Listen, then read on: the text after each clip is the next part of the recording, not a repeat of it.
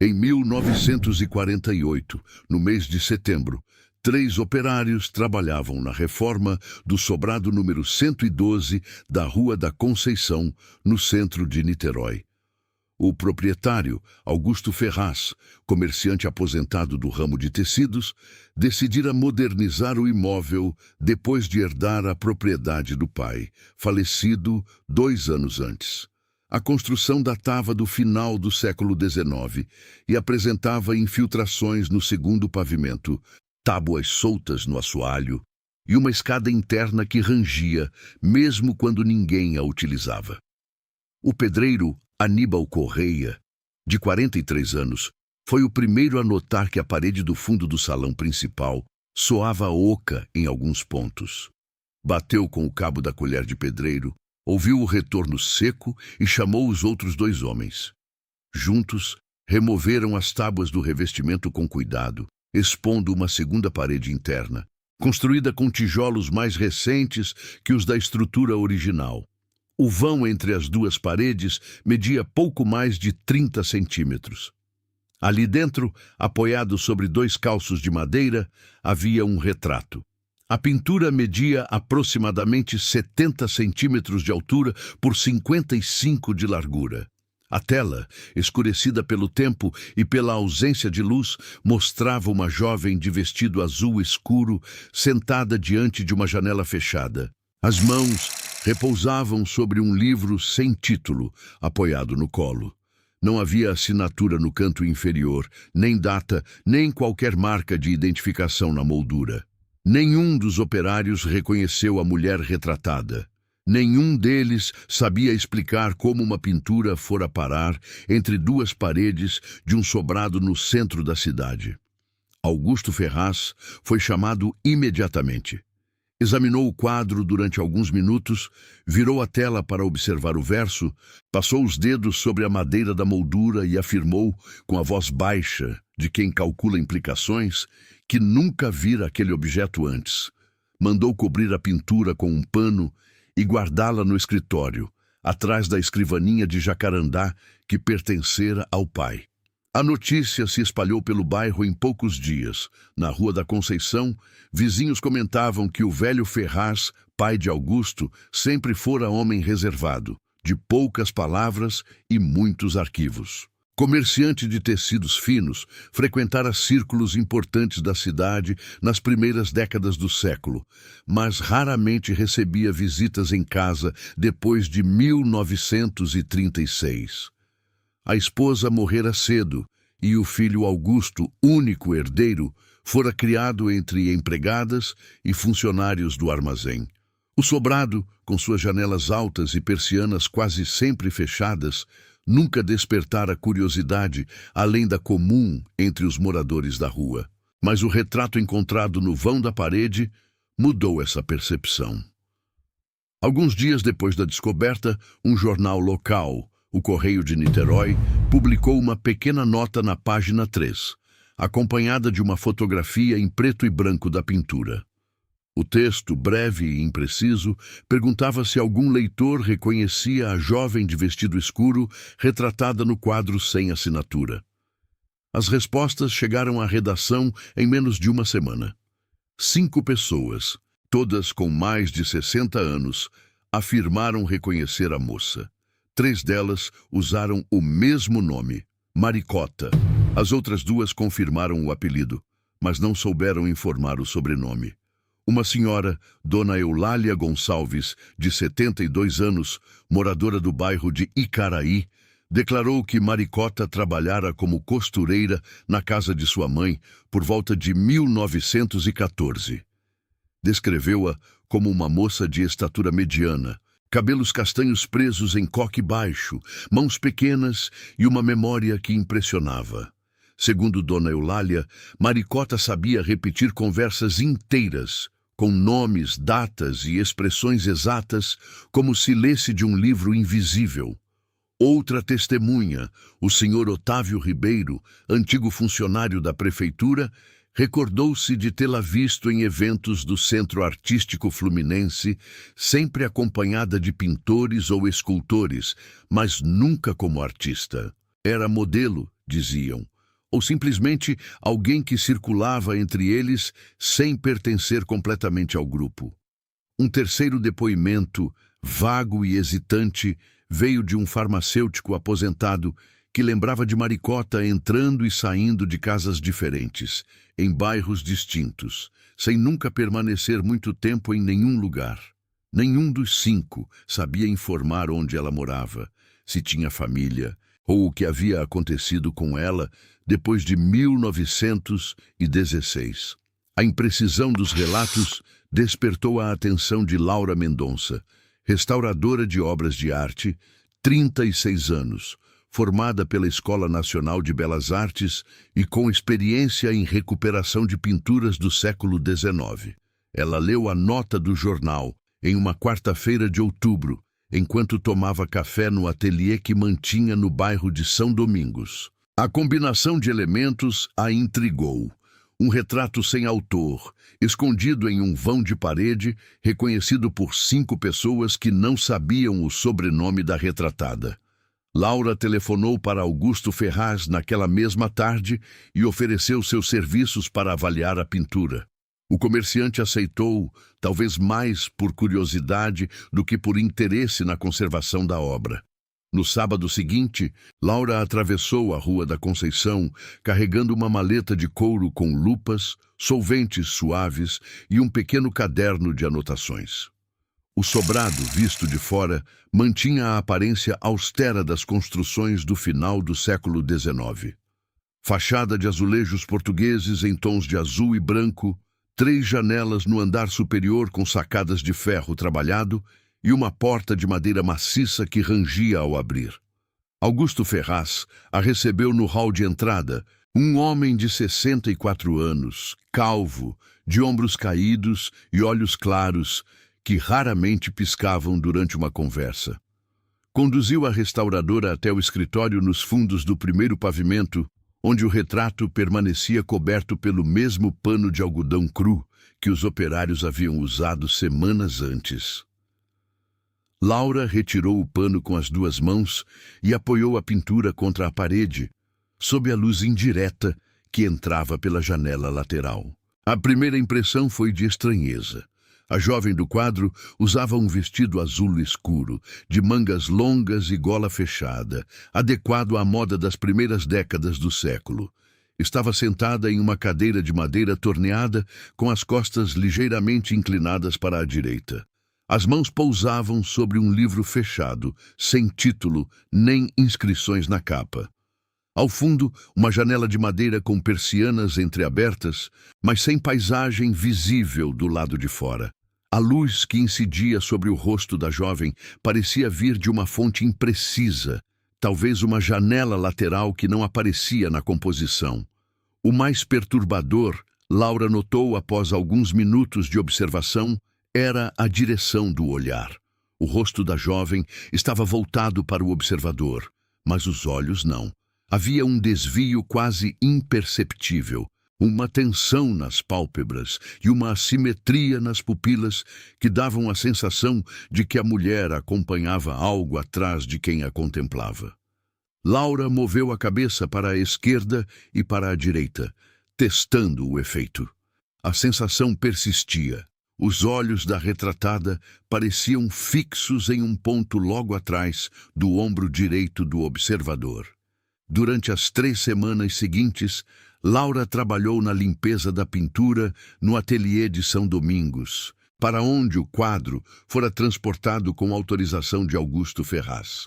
Removeu a camada de verniz oxidado com algodão umedecido em solvente de baixa toxicidade, trabalhando por pequenas áreas para não danificar a camada pictórica. À medida que o verniz escurecido se dissolvia, a pintura começou a revelar seus segredos. Laura identificou, com auxílio de uma lupa de aumento de 10 vezes, sucessivas correções feitas por mãos diferentes. A primeira descoberta ocorreu na região do vestido. Sob o azul escuro havia resquícios de pigmento vermelho, um tom de carmim que se revelava nas bordas das mangas e no contorno do decote. Alguém pintara por cima, alterando a cor original. A segunda descoberta veio com a análise do livro. Raspagens cuidadosas na camada superficial mostraram que as mãos da jovem haviam sido reposicionadas. Originalmente, os dedos seguravam as páginas abertas de um volume. O pintor original representara o livro aberto, mas outro artista, ou talvez o mesmo em momento posterior, fechara o volume e alterara a posição das mãos para que parecessem apenas pousadas sobre a capa. A terceira anomalia estava na janela ao fundo. Laura usou luz ultravioleta e identificou vestígios de tinta azul e verde sob a camada de tinta cinza que cobria a paisagem exterior. Pelas pinceladas subjacentes, parecia haver água, talvez parte da Baía de Guanabara, e o que poderia ser o contorno de montanhas ao longe. Alguém cobrira a paisagem com uma camada opaca, transformando a janela em um retângulo sem profundidade. Laura documentou cada etapa do processo em fotografias e anotações, enviou amostras de tinta para análise no laboratório do Museu Nacional de Belas Artes, no Rio de Janeiro, e recebeu o resultado em meados de novembro. Os pigmentos indicavam que a pintura fora iniciada por volta de 1912, com base na composição química das tintas e na presença de certos aglutinantes que deixaram de ser usados após a Primeira Guerra Mundial. No entanto, as camadas superiores continham pigmentos fabricados até o início da década de 30. O retrato não pertencia inteiramente a uma única mão, nem a um único período. Fora modificado repetidas vezes ao longo de pelo menos 20 anos, como se cada proprietário tivesse tentado apagar uma parte da história representada na tela. A restauradora decidiu investigar a origem do quadro a partir do histórico do sobrado. Nos arquivos da Prefeitura de Niterói, consultou os registros de propriedade do imóvel número 112 da Rua da Conceição. O sobrado fora adquirido por Joaquim Ferraz, pai de Augusto, em 1908, e permanecera na família desde então. Durante os primeiros anos, Joaquim alugara o salão principal para reuniões de um grupo que se autodenominava Círculo Fluminense de Estudos Estéticos. A documentação oficial descrevia a sociedade como uma associação privada dedicada à promoção de exposições, debates culturais e palestras sobre arte, literatura e filosofia. Os encontros ocorriam 2 vezes por mês, sempre às quintas-feiras, entre 7 e 11 da noite. A lista de membros incluía pintores, médicos, advogados, professores e 2 políticos locais. Alguns nomes eram reconhecidos na sociedade fluminense da época. O pintor Henrique Vasconcelos, o médico Eduardo Prado, o advogado Celso Tavares, o professor de direito Octávio Rezende. Outros eram menos conhecidos, como um certo Álvaro Sampaio, descrito apenas como pintor retratista nos registros da associação. Laura obteve permissão para examinar os livros de atas do Círculo, preservados no Arquivo Histórico Municipal, graças a uma doação feita por um dos antigos membros, já falecido. Os documentos estavam armazenados em 3 caixas de papelão reforçado na sala de acervos do 2º andar do prédio da prefeitura. A restauradora passou 4 tardes inteiras naquela sala, debruçada sobre os cadernos encadernados em couro, anotando nomes, datas e atividades. Logo, percebeu que os livros de atas estavam incompletos. Várias páginas haviam sido arrancadas, principalmente as correspondentes aos anos de 1913 e 1914. Os cortes eram limpos, feitos com estilete ou lâmina, próximos ao vinco central da encadernação. Quem removera aquelas páginas tivera acesso aos livros, tempo e cuidado para não danificar a estrutura dos cadernos. Nos anos seguintes, as atas se tornavam progressivamente mais vagas, mencionando apenas discussões sobre estética contemporânea ou debates sobre o papel da arte na sociedade, sem registrar o conteúdo das conversas nem o nome dos presentes. Em uma das caixas, separada dos livros principais, Laura encontrou um caderno de capa marrom com a inscrição Despesas Correntes na primeira página. Era um livro de contabilidade simples, com colunas para data, descrição e valor. As anotações cobriam o período de 1910 a 1916. Na página referente a março de 1913, Laura encontrou a primeira menção: M. da Conceição, auxiliar de sessões, R$ 20.000. O pagamento se repetia mensalmente, sempre no mesmo valor, até agosto de 1914. Em setembro do mesmo ano, a descrição mudou. M. da Conceição, modelo temporária, R$ 30.000. Os pagamentos continuaram até fevereiro de 1916, quando cessaram abruptamente. Ao lado do último registro, alguém escrevera a lápis, com caligrafia miúda e inclinada, uma frase que Laura leu 3 vezes antes de anotar no próprio caderno. Não permitir que volte a falar com os jornais. A frase não estava rubricada nem datada. Podia ter sido escrita por qualquer pessoa que tivesse acesso ao livro de despesas. Mas sua presença ali, ao lado do último pagamento feito a uma mulher identificada apenas por iniciais, sugeria que M. da Conceição representava algum tipo de ameaça ao círculo. Laura voltou aos registros do jornal da época e encontrou, em uma edição de janeiro de 1916 do Jornal do Comércio, uma pequena nota na seção de cartas dos leitores. A carta, assinada apenas como uma costureira de Niterói, denunciava reuniões noturnas onde se discutem assuntos que não pertencem à arte, mas aos negócios públicos e à vida alheia. A autora afirmava possuir anotações detalhadas sobre os encontros e pedia que algum jornalista a procurasse para revelar o que se esconde atrás dos quadros. A carta não teve resposta pública e não gerou investigação. Mas 3 semanas depois, os pagamentos a M. da Conceição foram interrompidos. Laura precisava de um sobrenome. Voltou aos arquivos da prefeitura e cruzou os registros de nascimento, casamento e óbito do período. Encontrou, em 1890, o registro de batismo de Maria Carolina da Conceição, filha de uma lavadeira e de um carpinteiro, ambos falecidos antes de 1910. A criança nascera na Rua do Fogo, no bairro de São Lourenço, e fora batizada na igreja de São Lourenço dos Índios. Não havia registro de casamento nem de óbito associado a esse nome. Laura encontrou, no entanto, uma ficha de matrícula em uma escola noturna para moças, mantida por uma associação católica no centro de Niterói.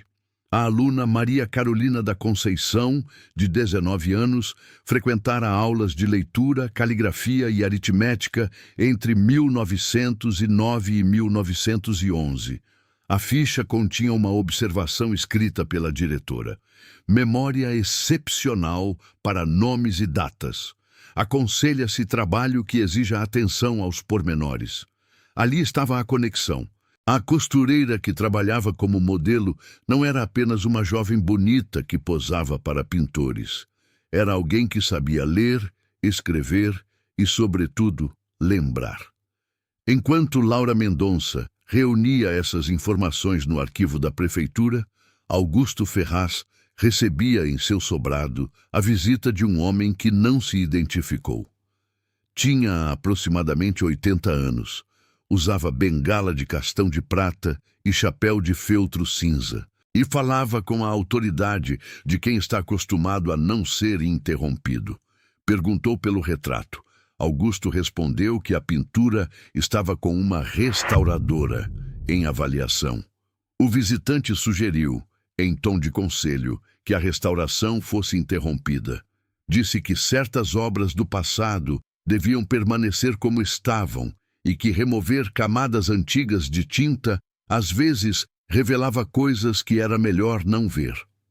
Augusto Ferraz, que herdara do pai a habilidade de ouvir sem se comprometer, Não fez perguntas, apenas anotou mentalmente o brilho do castão de prata e o modo como o homem pronunciava a palavra revelava, como se falasse de uma doença contagiosa.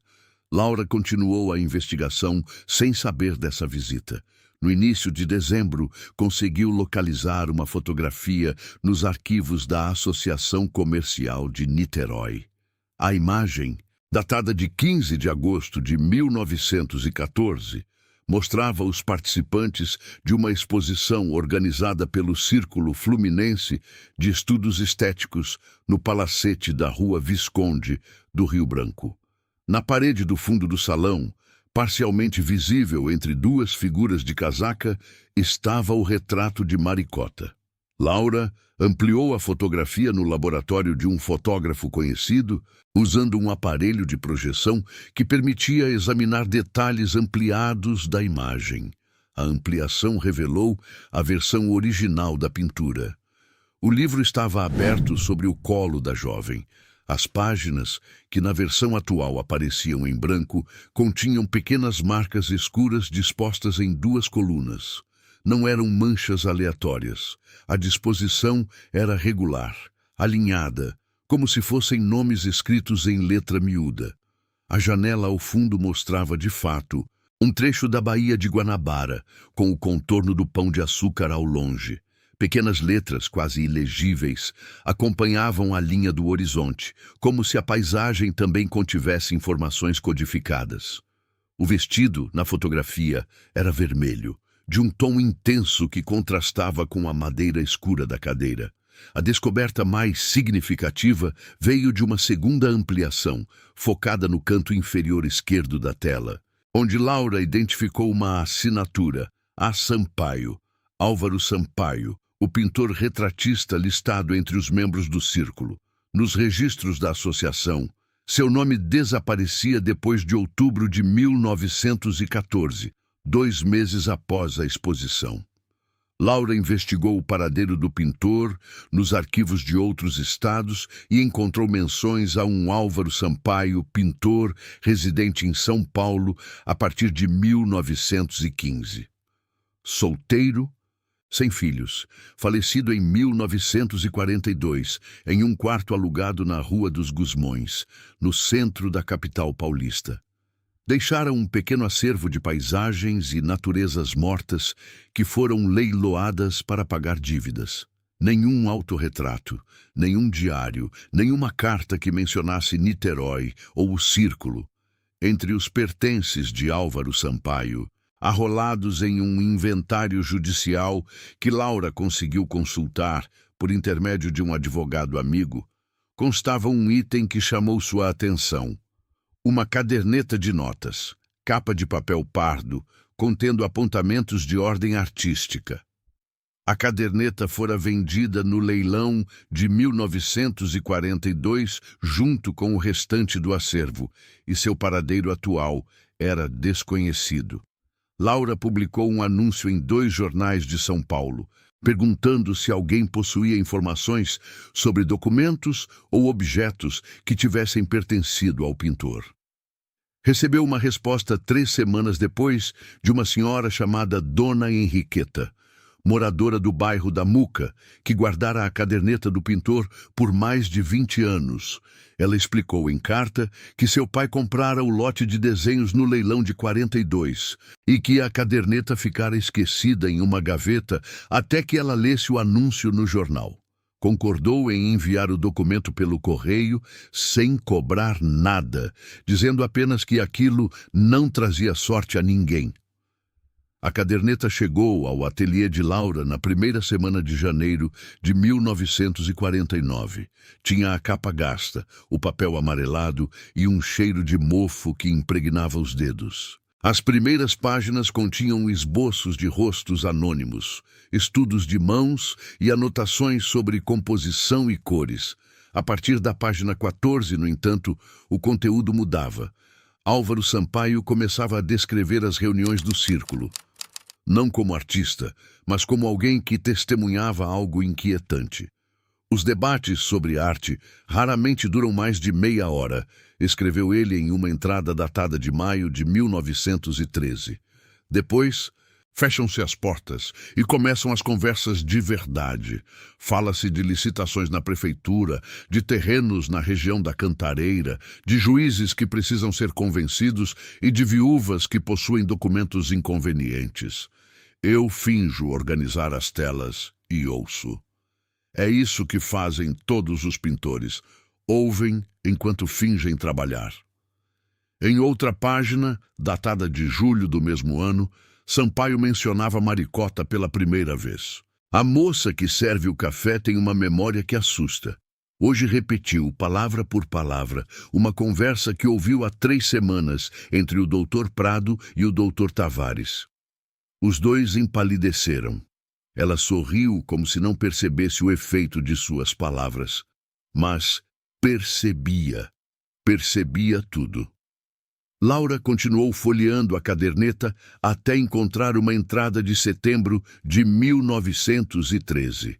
A caligrafia de Sampaio estava mais tensa, as letras inclinadas e apertadas. Conversei com M após a sessão. Ela anota tudo o que houve em cadernos escondidos. Disse que é a única forma de se proteger. Se algo acontecer com ela, os cadernos falarão por ela. Perguntei se não tinha medo. Respondeu que os homens daquele salão tinham mais medo dela do que ela deles. Pode ser que tenha razão. Pode ser que não saiba com quem está lidando. A página seguinte estava rasgada ao meio.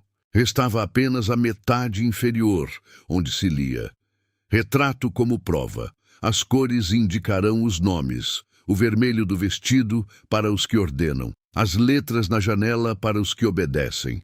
O livro aberto para mostrar que tudo está anotado. Se a exposição acontecer, será impossível continuar negando. Ali estava a confirmação do que Laura começara a suspeitar. O retrato de Maricota não era uma simples pintura. Era um documento codificado. Cada cor, cada objeto, cada posição tinha um significado. O livro aberto exibia, em letras minúsculas, os nomes das pessoas envolvidas nas negociações ilícitas e nas pressões políticas do círculo. As cores do vestido identificavam os líderes da organização.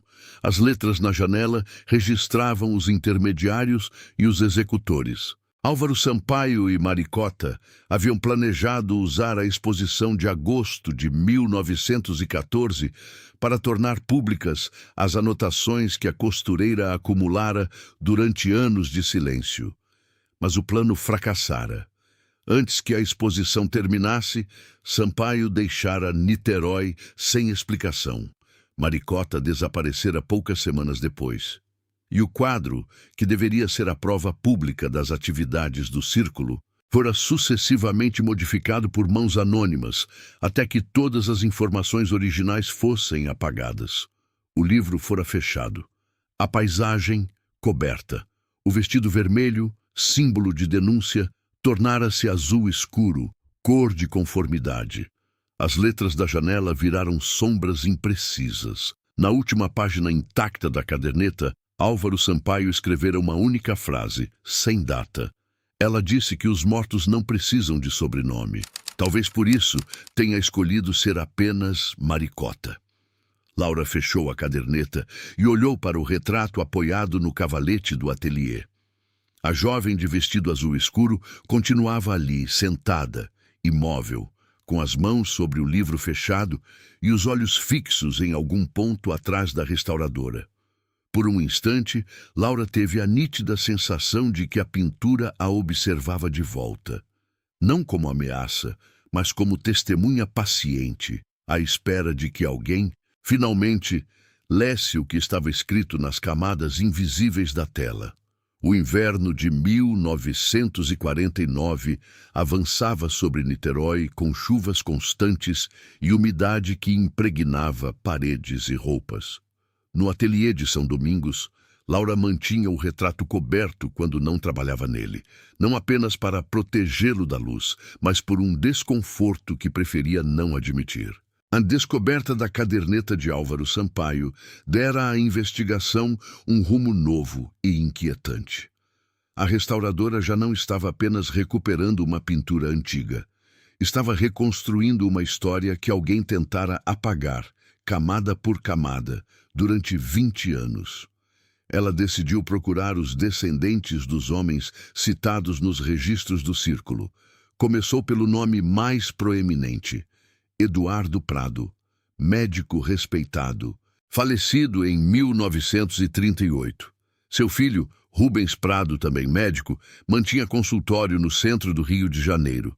Laura conseguiu uma consulta alegando um problema fictício nas articulações das mãos, causado pelo trabalho com solventes. Durante a conversa, mencionou casualmente que estava restaurando um quadro antigo encontrado em um sobrado da Rua da Conceição. Rubens Prado, que até então examinava as radiografias com expressão entediada, ergueu os olhos. Perguntou que quadro era. Laura descreveu a pintura. O médico permaneceu em silêncio por aproximadamente 15 segundos, um intervalo que, para quem trabalha com restauração de documentos e vestígios, equivale a uma confissão. Depois disse, com a voz cuidadosamente neutra, que seu pai, raramente, falava do tempo em que frequentara grupos artísticos. Acrescentou que Eduardo Prado considerava aquele período uma fase de juventude e que destruíra a maior parte da correspondência anterior a 1920. Quando Laura perguntou se ele se lembrava de alguma menção a uma modelo chamada Maricota, o médico respondeu que o nome não lhe dizia nada, mas ao se levantar para encerrar a consulta, acrescentou uma frase que pareceu desconectada do resto da conversa. Meu pai acreditava que certas reputações se constroem sobre o que ninguém vê e sobre o que ninguém consegue provar. Laura não insistiu. Saiu do consultório com a sensação de que Rubens Prado sabia mais do que dizia, mas também com a certeza de que ele não falaria. Não por lealdade ao pai, mas por instinto de autopreservação. As carreiras e os sobrenomes que os homens do Círculo haviam construído dependiam da manutenção de um silêncio que já durava mais de 30 anos. O segundo nome da lista era o do advogado Celso Tavares, que construíra uma carreira sólida no Tribunal de Justiça do Estado do Rio de Janeiro e falecera em 1944.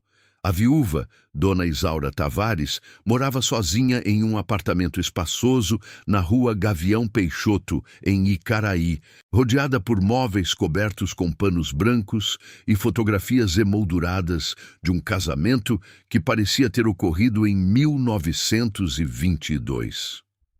Laura conseguiu uma visita apresentando-se como pesquisadora da Escola Nacional de Belas Artes, interessada nos antigos círculos artísticos de Niterói.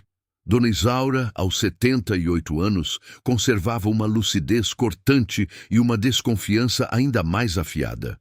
Recebeu a restauradora na sala de visitas, serviu chá em xícaras de porcelana com bordas douradas e ouviu as perguntas com a expressão de quem já as esperava há muito tempo. Quando Laura mencionou o nome de Maricota, os dedos da viúva contraíram-se em torno da xícara. Ela apoiou o pires sobre a mesa de centro e fitou a visitante com a dureza de quem atravessara décadas de silêncio voluntário. Disse que Celso Tavares mencionara aquele nome uma única vez, em 1939, durante uma febre alta que o deixara prostrado por 3 semanas. No delírio, o marido repetia frases desconexas sobre uma moça que sabia demais e sobre um quadro que precisava ser queimado. Quando a febre cedeu, Dona Isaura perguntou quem era Maricota. Celso respondeu que era uma criada que roubara dinheiro do Círculo e fugira para o interior. A versão contradizia tudo o que Laura descobrira até aquele momento, mas a viúva a repetia com a convicção de quem a ouvira muitas vezes. Antes que Laura pudesse contra-argumentar, Dona Isaura acrescentou algo que mudou o rumo da conversa. Disse que, poucos meses antes de morrer, Celso recebera a visita de um antigo colega do Círculo, um homem que ela identificou apenas como Doutor Rezende. Os dois conversaram a portas fechadas no escritório durante mais de 2 horas. Quando o visitante saiu, Celso foi até a lareira da sala e queimou uma pasta inteira de documentos. Dona Isaura perguntou o que ele estava fazendo e o marido respondeu: protegendo você e seus filhos de uma dívida que não é nossa, mas que nos persegue. Laura perguntou se restara algo daquela pasta. Dona Isaura hesitou, levantou-se com dificuldade, apoiando-se no braço do sofá e caminhou até um armário de mogno no canto da sala. Tirou de dentro uma caixa de sapatos forrada com papel de seda e entregou à visitante. Dentro da caixa havia um envelope pardo, sem remetente nem destinatário, contendo 2 folhas de papel timbrado do escritório de advocacia de Celso Tavares. A primeira folha era uma lista de 11 nomes, escritos em ordem alfabética, sem cargos, datas ou explicações. A segunda folha continha uma única frase, datilografada. O retrato prova que todos estavam lá. Abaixo da frase, a assinatura de Celso Tavares, reconhecível pelo traço inclinado e pelo modo como a letra T se prolongava para a direita. Dona Isaura disse que encontrara aquelas folhas dentro de um livro de direito que o marido guardava na mesa de cabeceira e que nunca as mostrara a ninguém, porque temia que pudessem prejudicar a memória do falecido. Laura pediu autorização para copiar os nomes. A viúva concordou, com a condição de que a pesquisadora nunca revelasse a origem da informação. Os 11 nomes da lista de Celso Tavares coincidiam, em grande parte, com os membros mais influentes do Círculo Fluminense de Estudos Estéticos. Eduardo Prado, médico. Octávio Rezende, professor de Direito. Henrique Vasconcelos, pintor. Celso Tavares, advogado. Joaquim Ferraz, comerciante e proprietário do sobrado. Álvaro Sampaio, pintor. E mais 5 nomes que Laura ainda não conhecia. César Monteiro, juiz. Frederico Lemos, engenheiro da prefeitura. Gaspar Drummond, jornalista e dono de um pequeno jornal local. Heitor Viana, corretor de imóveis. E Inácio Borges, farmacêutico. 11 homens. 11 carreiras construídas ao longo de décadas. 11 sobrenomes que ainda carregavam prestígio em Niterói. Laura passou as semanas seguintes rastreando a trajetória de cada um deles. César Monteiro, o juiz, falecera em 1951, mas seu filho, Alberto Monteiro, era promotor público e mantinha um escritório na Rua da Assembleia, no Rio de Janeiro. Frederico Lemos, o engenheiro, deixara um filho que trabalhava na Companhia de Saneamento de Niterói. Gaspar Drummond, o jornalista, tivera seu jornal fechado em 1932 e seus descendentes haviam se mudado para o sul do país. Heitor Viana, o corretor, enriquecera especulando com terrenos na região da Cantareira e deixara fortuna considerável para os herdeiros. Inácio Borges, o farmacêutico, fora o único a morrer pobre em um quarto alugado no bairro do Fonseca, após perder a farmácia em um processo de desapropriação que, ironicamente, envolvera terrenos negociados por Heitor Viana. Laura tentou contato com todos os descendentes. Alberto Monteiro, o promotor, recusou-se a recebê-la, alegando incompatibilidade de agenda. O filho de Frederico Lemos disse que o pai nunca falara do círculo e que todos os documentos haviam sido destruídos em uma enchente. A família de Gaspar Drummond não respondeu às cartas. Um neto de Heitor Viana concordou em encontrá-la, mas passou a entrevista inteira repetindo que o avô fora um homem de negócios respeitável, cuja honestidade nunca fora questionada. Quando Laura mencionou o retrato, o neto disse que nunca ouvira falar de modelo nenhuma e sugeriu, com um sorriso que não chegava aos olhos, que a restauradora talvez estivesse perdendo tempo com histórias antigas que não interessavam a mais ninguém. A única exceção foi a família de Inácio Borges. Sua neta, Clarice Borges, professora de História no Colégio Estadual de Niterói, aceitou conversar com Laura em um café na Praça do Rink. Clarice tinha 42 anos e conservava do avô poucas lembranças diretas, mas muitas histórias que ouvira da mãe. Inácio Borges falecera quando Clarice tinha 8 anos, e a menina guardara dele a imagem de um homem magro, de bigode farto e olhos tristes, que passava as tardes sentado no banco de uma praça, alimentando pombos e falando sozinho.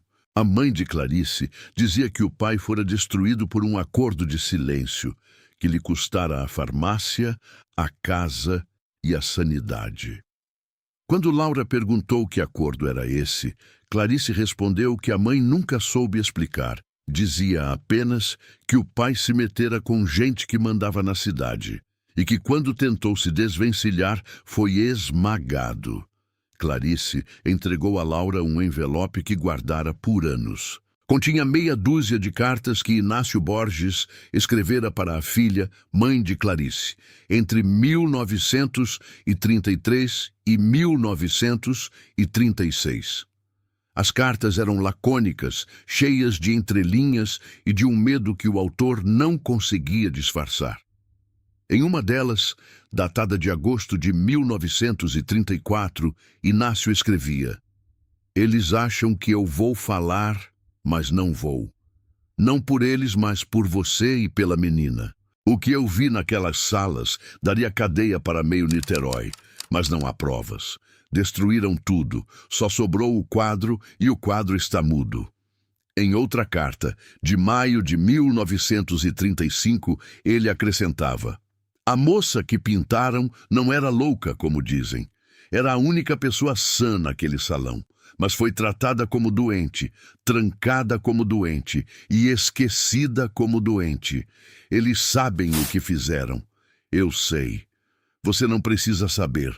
A referência à moça trancada como doente confirmava a suspeita que Laura começara a alimentar desde que lera a ficha de internação encontrada nos arquivos da Clínica de São Gonçalo. A restauradora intensificou a busca por registros da Clínica de Repouso São Rafael, instituição particular que funcionara entre 1912 e 1943 no bairro do Gradim, em São Gonçalo. O proprietário, conforme os registros da junta comercial, fora o médico Antônio Prado, irmão mais novo de Eduardo Prado, o membro do Círculo. A clínica fora fechada após um incêndio que destruiu o arquivo médico e parte das instalações. O laudo do Corpo de Bombeiros, que Laura consultou nos arquivos municipais de São Gonçalo, classificava o incêndio como acidental, provocado por um curto-circuito na instalação elétrica. Mas a coincidência era perturbadora demais para ser ignorada. O incêndio ocorrera em janeiro de 1944, 2 meses depois que uma reportagem do jornal A Tribuna mencionara, de passagem, a existência de antigas denúncias não apuradas contra a clínica. Laura localizou 3 ex-funcionários da Clínica São Rafael. Um era porteiro aposentado, de 83 anos, que dissera não se lembrar de quase nada. Outra era uma ex-enfermeira de 76 anos, que se recusara a falar e batera a porta na cara da restauradora. A terceira era uma senhora chamada Dona Zulmira, de 81 anos, que trabalhara na lavanderia da clínica entre 1932 e 1940.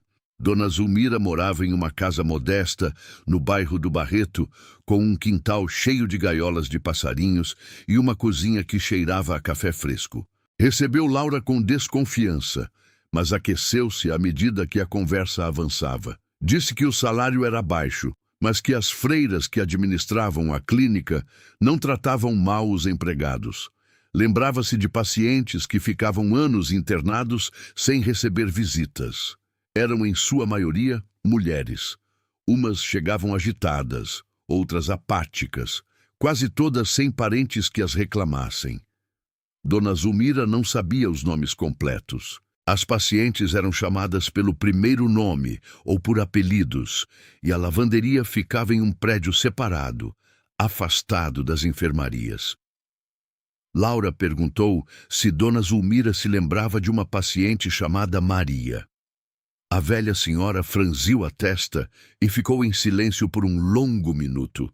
Depois disse que havia uma Maria, sim, uma moça magra, de cabelos escuros sempre presos em trança, que chegara por volta de 1916 e permanecera internada por muitos anos.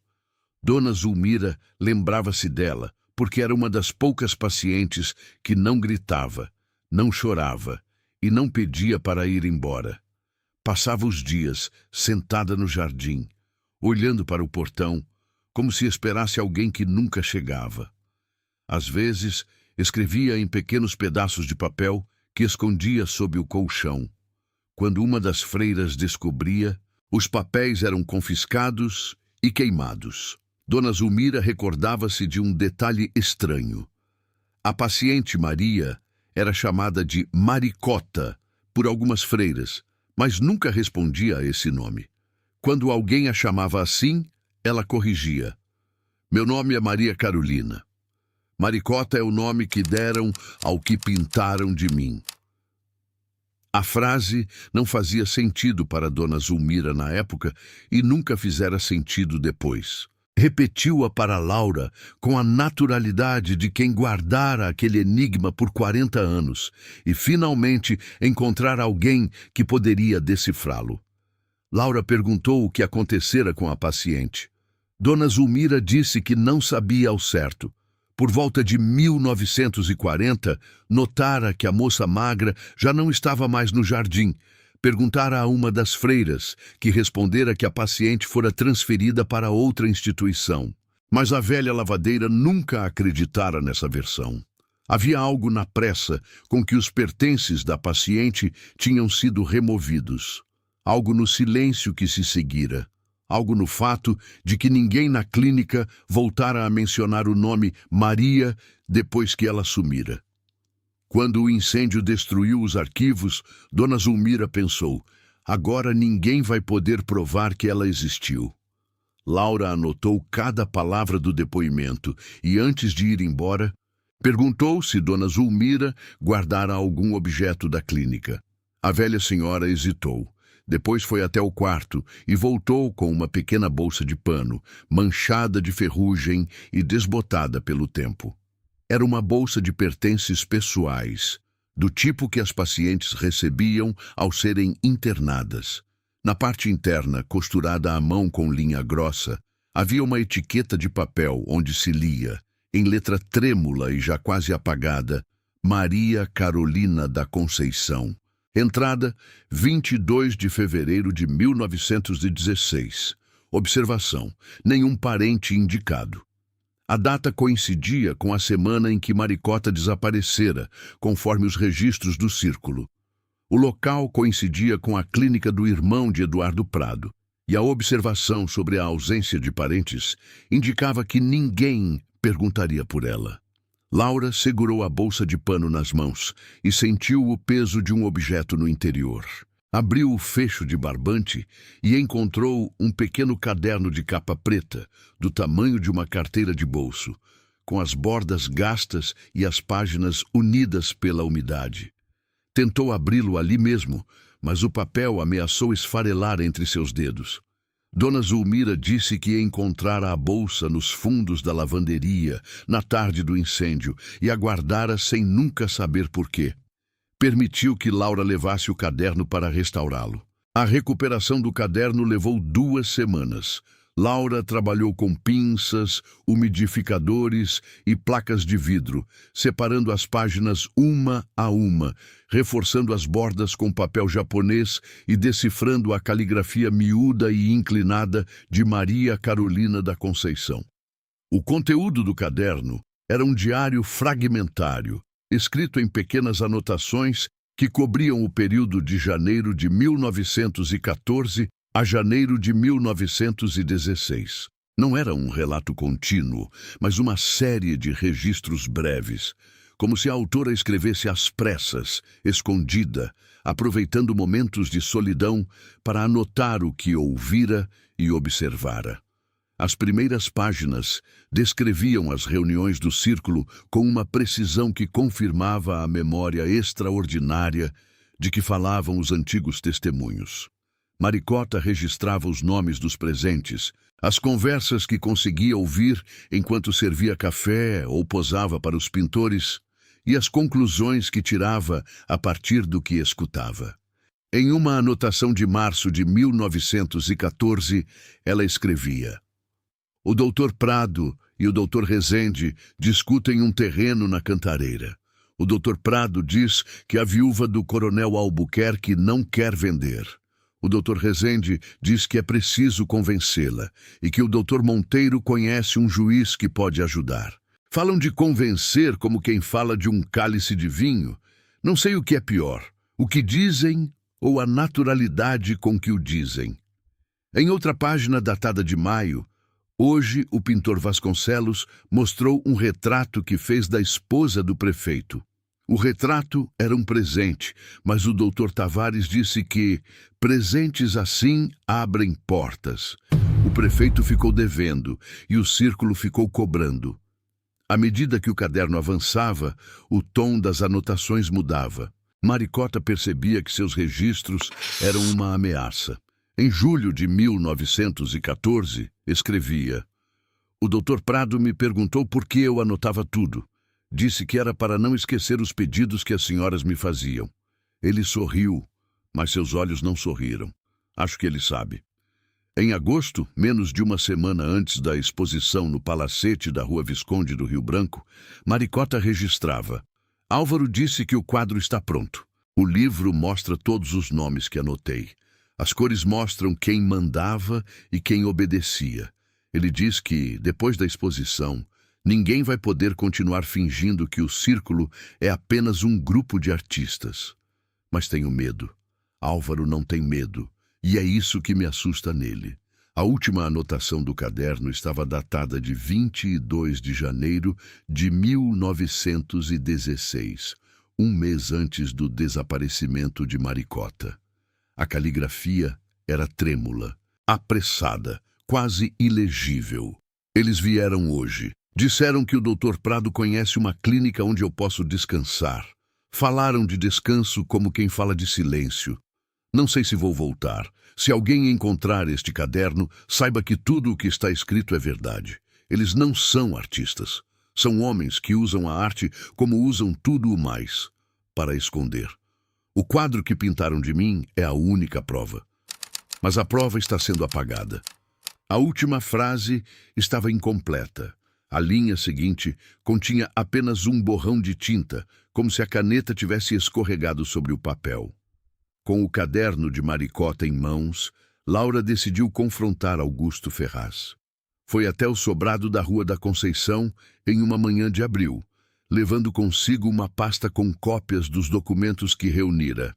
A lista de 11 nomes deixada por Celso Tavares, as cartas de Inácio Borges, as anotações do diário de Maricota, a ficha de internação da Clínica São Rafael e a caderneta de Álvaro Sampaio. Augusto a recebeu no mesmo escritório, onde guardara o retrato meses antes. Estava mais magro e mais pálido, com olheiras profundas que não tinha no primeiro encontro. Laura perguntou se acontecera algo. O comerciante respondeu que visitas indesejadas haviam se tornado frequentes e que alguns antigos conhecidos de seu pai estavam preocupados com o rumo que a restauração do quadro estava tomando. A restauradora espalhou os documentos sobre a escrivaninha de Jacarandá e, um por um, explicou o que cada papel significava.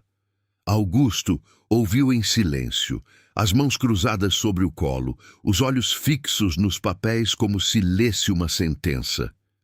Quando Laura terminou, ele pediu licença. Levantou-se e foi até um armário de ferro no canto da sala. Abriu a porta com uma chave que trazia no bolso do colete e retirou uma caixa metálica, do tipo usado para guardar documentos importantes. Dentro da caixa havia um maço de cartas atadas por um barbante desbotado. Eram cartas que Joaquim Ferraz escrevera para o filho entre 1938 e 1942, mas que nunca enviara. Augusto as encontrara após a morte do pai, escondidas no fundo de uma gaveta, e as guardara sem nunca ter coragem de lê-las até o fim. A primeira carta, datada de setembro de 1938, dizia: Augusto, há uma coisa que preciso lhe contar sobre o sobrado da Rua da Conceição. Não é apenas uma propriedade, é um túmulo. Um túmulo onde enterramos viva a consciência de uma mulher que só queria a verdade. A segunda carta, de outubro do mesmo ano, acrescentava: ela se chamava Maria Carolina. Nós a chamávamos de Maricota, porque era mais fácil transformá-la em apelido do que em pessoa. Uma pessoa é difícil de apagar. Um apelido não. A terceira carta, de janeiro de 1939, revelava o que Joaquim Ferraz nunca tivera coragem de confessar em vida.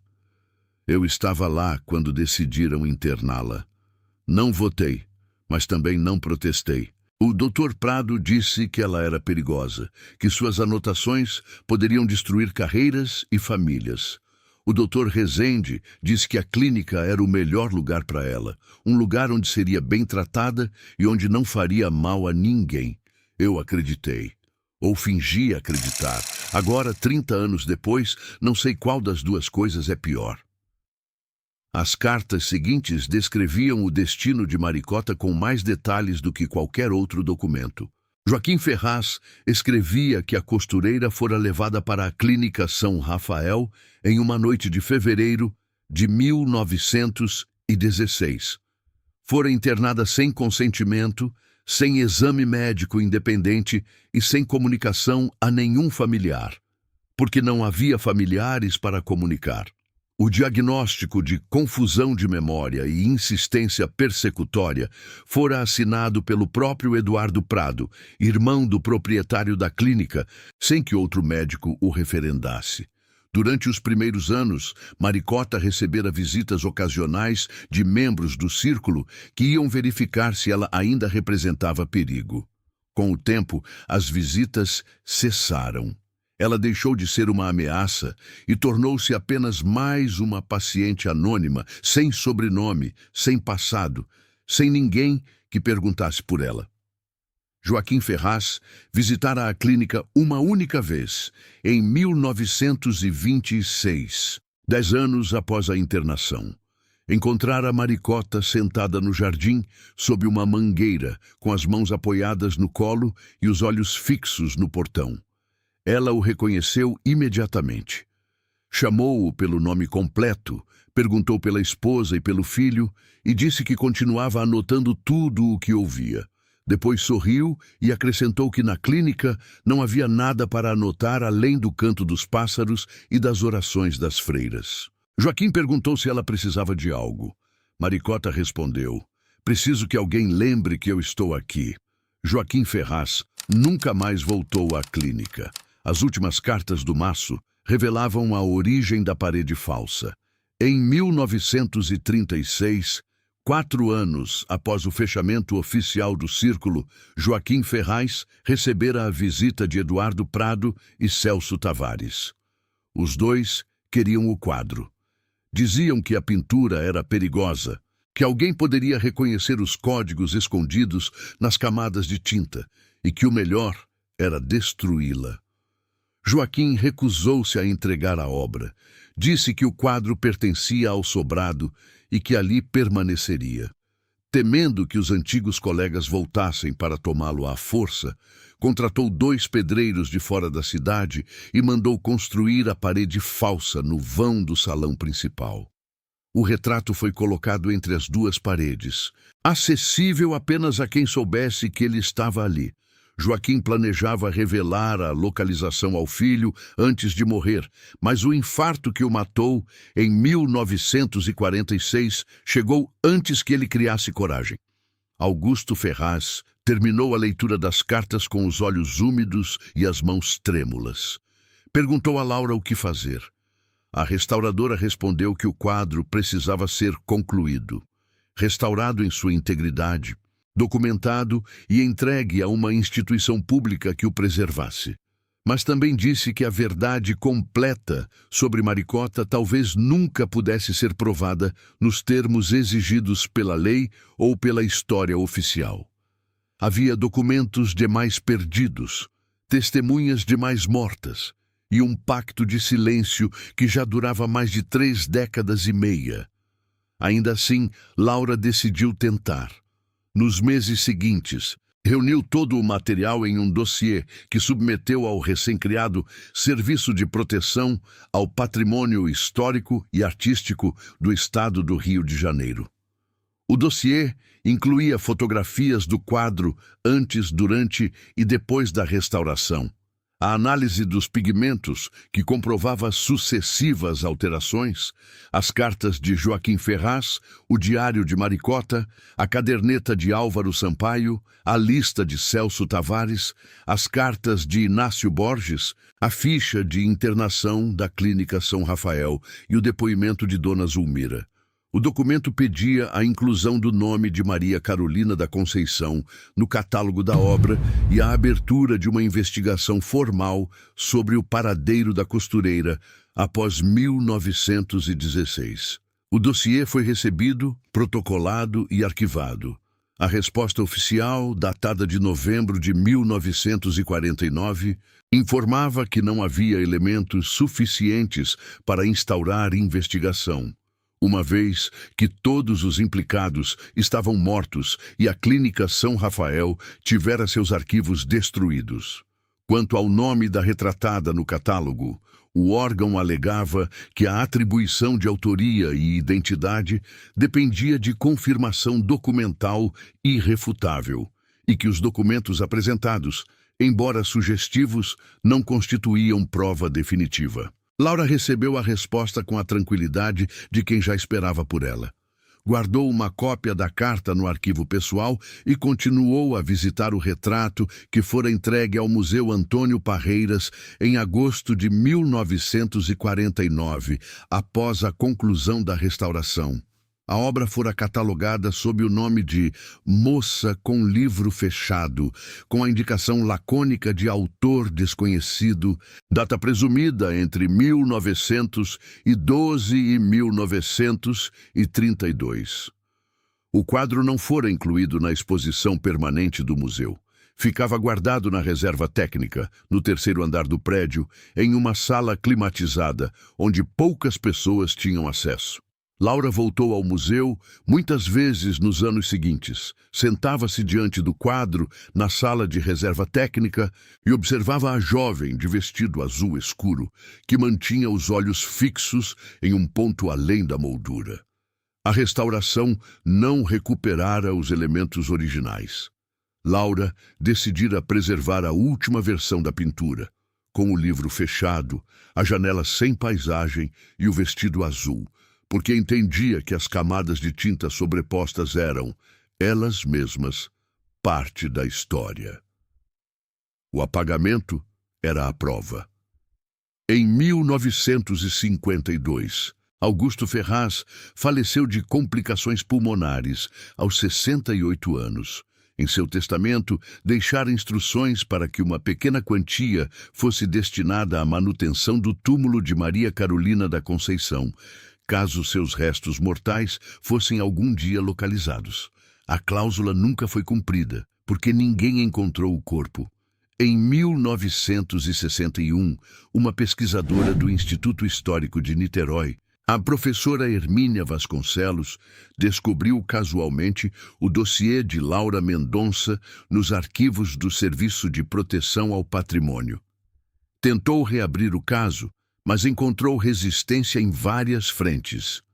Um dos netos de Octávio Rezende, que ocupava um cargo de direção no Tribunal de Contas do Estado, enviou uma carta ao Instituto sugerindo que certas questões históricas sem relevância atual não deveriam consumir recursos públicos. O jornal local, que décadas antes pertencera a Gaspar Drummond e agora era administrado por seu sobrinho neto, recusou-se a publicar qualquer matéria sobre o assunto. Hermínia Vasconcelos chegou a localizar o prédio onde funcionara a Clínica São Rafael, no Gradim, mas o terreno fora vendido e nele se erguia um galpão de uma fábrica de conservas. Não havia placa, lápide ou qualquer sinal de que dezenas de mulheres haviam sido internadas ali sem consentimento, sem família e sem esperança de saída. Em 1963, Laura Mendonça, já com 51 anos, recebeu a visita de uma jovem jornalista que descobrira a história do retrato pesquisando nos arquivos do Museu Antônio Parreiras. A jornalista chamava-se Teresa e trabalhava para uma revista carioca de circulação nacional. Queria escrever um artigo sobre o quadro e sobre a mulher que ele representava. Laura cedeu-lhe uma cópia do dossiê completo, incluindo as cartas de Joaquim Ferraz e o Diário de Maricota. O artigo foi escrito, editado e programado para publicação em maio daquele ano. 2 semanas antes da data prevista, a revista recebeu uma notificação extrajudicial, assinada por um escritório de advocacia que representava os descendentes de famílias tradicionalmente estabelecidas no estado do Rio de Janeiro.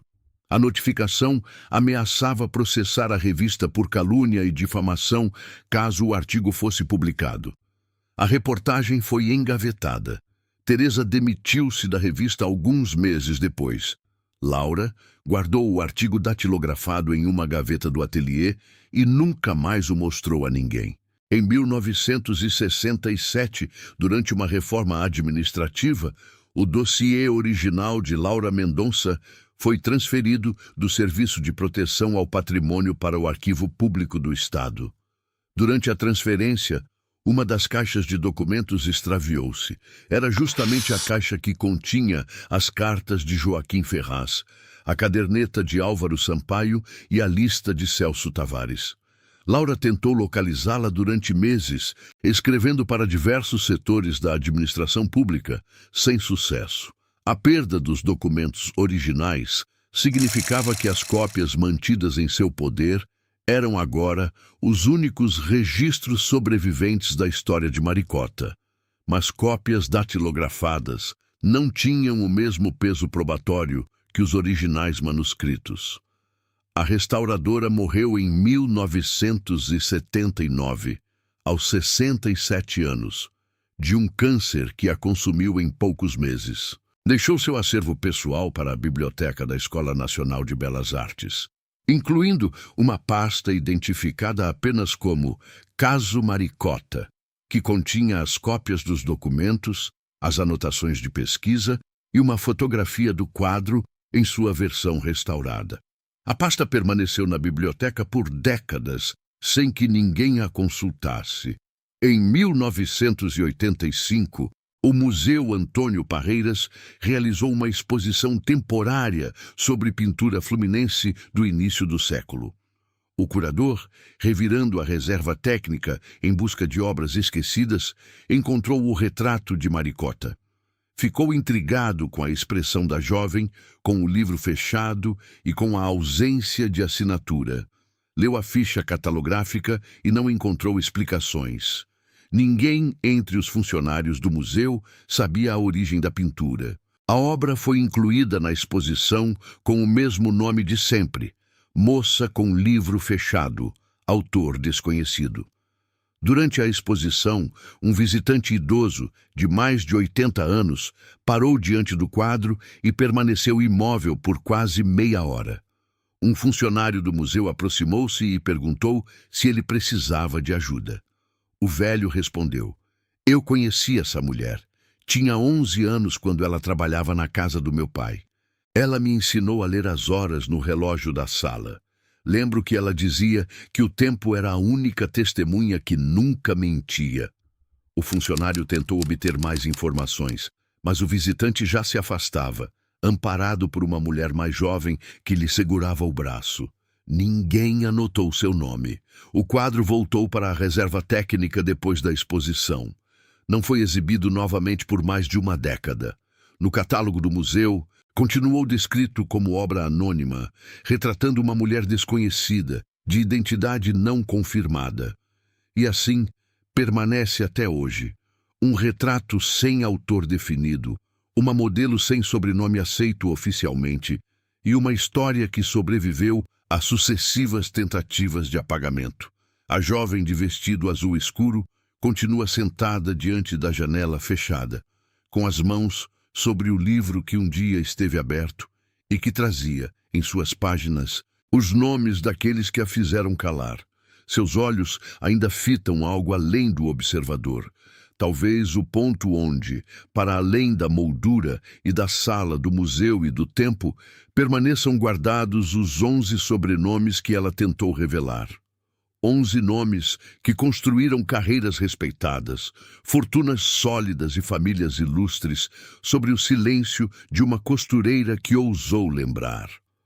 11 homens que hoje estão mortos, mas cujos descendentes continuam a habitar as mesmas ruas, frequentar os mesmos clubes, ocupar os mesmos cargos e defender as mesmas reputações que, como dissera Eduardo Prado ao filho Rubens, se constroem sobre o que ninguém vê e sobre o que ninguém consegue provar.